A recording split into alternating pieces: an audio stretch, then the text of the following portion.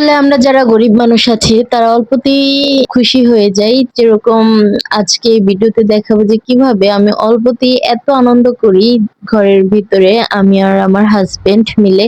তো যাদের বরাবরের মতো হাসব্যান্ড মনের মতো হয় তারাই কিন্তু প্রকৃতপক্ষে জীবনে সুখী থাকে। হোক তারা কোটিপতি নয়, হোক তারা ফকিরপতি। আসসালামু আলাইকুম, আমি তাসফিয়া ডেইলি ব্লগ থেকে বলছি, তাসফিয়ার আম্মু। তো তাসফিয়া হচ্ছে আমার মেয়ে, ওর নামে আমি চ্যানেলের নামটা রেখেছি। আমার ব্লগ এখনো ছাড়া হয়নি, নতুন চ্যানেলটা খুলেছি। তো সবাই আমাকে সাপোর্ট করবেন।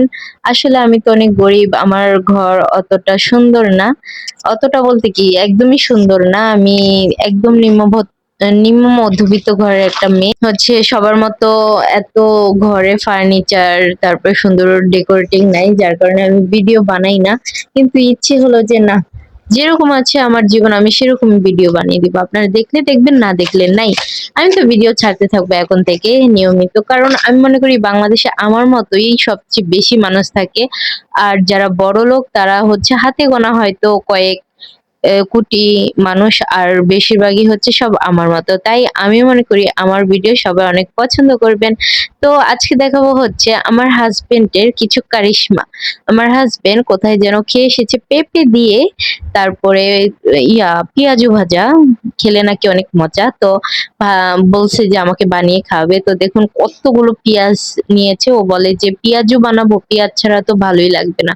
তো পেঁয়াজ অনেকগুলো নিয়েছে, তারপর ধনিয়া পাতা, কাঁচামরিচ সব নিজের হাতে কেটেছে। ইনফ্যাক্ট সে ডালটাও নিজে বেটেছে। বেটে কয় আমি যেহেতু বানাবো আমার হাতেরই হতে হবে, এতে অন্য কারোর হাত লাগলে রান্নায় নাকি মজা আসবে না। তো সে নিজেই সব রান্না করার জন্য গুছিয়ে গুছিয়ে নিচ্ছে। দেখুন কি কি পেঁয়াজু যদি মচমচা করতে চান তাহলে অবশ্যই এর ভিতরে একটু চালের গুঁড়ো অ্যাড করে দিবেন, দেখবেন যে পেঁয়াজু কিন্তু মচমচা হবে। তো দেখুন আমরা চালের গুঁড়ো দিয়ে নিয়েছি। আমি কিন্তু এটা জানতাম না, ও নিজে দিয়েছে আর আমাকে বলছে যে চালের গুঁড়া দিবা সবসময় পেঁয়াজু ভাজার সময়। আমি কিন্তু রান্না বান্না একদমই পাকা না, আমি মোটামুটি রান্না শিখছি এখন, নতুন বিয়ে হয়েছে। তো নতুন বিয়ে হয়েছে বলতে কি একটা বেবিও আছে, 4-5 বছর হয়ে গেছে বিয়ে হয়েছে। তো এই পর্যন্ত আল্লাহর রহমতে অনেক ভালো আছি।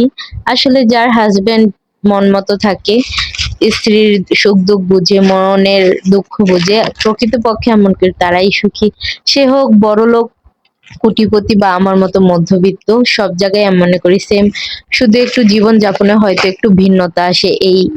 তো আমরা যে যেমন পরিস্থিতিতে আছি সব সময় আল্লাহর কাছে আলহামদুলিল্লাহ বলবো, কারণ মানুষ যদি সবাইকে বড়লোক বানাতো তাহলে গরিব থাকতো কারা, পৃথিবীটা চালাতো কারা? আমি মনে করি পৃথিবীটা চলছে গরিবের কারণেই। বড়লোকের তো শুধু কাজ নাই, সারাদিন বসে শুয়ে খায়, আর আমাদের মতো গরিবরাই সারাদিন কাজ করে পৃথিবীটাকে আমরা চালাচ্ছি, দেশটাকে আমরা চালাচ্ছি। তো আমি মনে করি আমরা অনেক কিছুই করছি।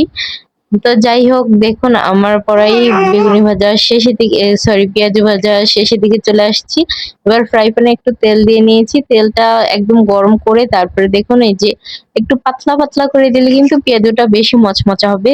মোটা করে দিলে কিন্তু ভিতরে মচমচা হতে চায় না, কাঁচা কাঁচা থেকে যায়। একটু মোটা পাতলা করে দেওয়ার চেষ্টা করবেন। দেখুন আমি ভয়েস দেওয়ার সময় আমার মেয়েও আসছে ভয়েস দিতে, ওর জন্য আমি একটু ভয়েস দিতে পারি না ঠিক মতো, কারণ ভয়েস দেওয়ার সময় ও এসে ও কথা বলা শুরু করে দেয়। তো জানি আমার ভিডিওটা অত ভালো লাগবে না, আমি অত ভালো করে ভয়েস এখনো দিতে শিখিনি, যার কারণে হয়তো ভালো লাগবে না। কিন্তু আশা করি সামনের দিকে আরো ভালো কিছু আপনাদের দেওয়ার চেষ্টা করব, আর আপনারা আমাকে সাপোর্ট করে যাবেন। কথা অনেক ভুল ত্রুটি হয়ে গেছে, আমার সুন্দর দৃষ্টিতে দেখবেন।